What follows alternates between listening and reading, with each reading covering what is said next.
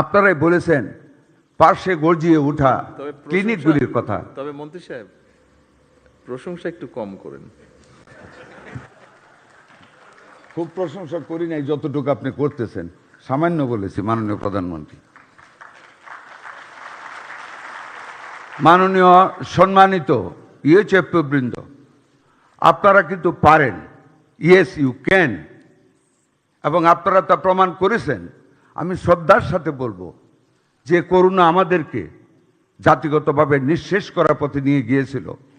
আলহামদুলিল্লাহ, আমাদের ডাক্তার, আমাদের নার্সদের অদম্য সাহসের ফলে, আপনাদের মেধা, আপনাদের নির্ভীকভাবে কাজ করা, পৃথিবীর যে কোনো উন্নত দেশের চেয়ে আমাদের মর্টালিটি হার কম ছিল সেই করোনায়। আপনারা জয় করেছেন করোনাকে। গত 17 বছরের সরকারি অব্যবস্থাপনায়, মিজেলসের ভ্যাকসিনের অভাবে, অ্যান্টি রেবিস ভ্যাকসিনের অভাবে আমরা যে সংকটে পড়েছিলাম, মাননীয় প্রধানমন্ত্রী অনিদ্রায় বুকে রাতের অন্ধকারে আমাদের সাথে যোগাযোগ করে আমাদেরকে কাজে নিয়োজিত করেছেন। আপনাদের সহযোগিতায় আমরা সেই মিজেলসকে আমরা মোকাবেলা করতে সক্ষম হয়েছি।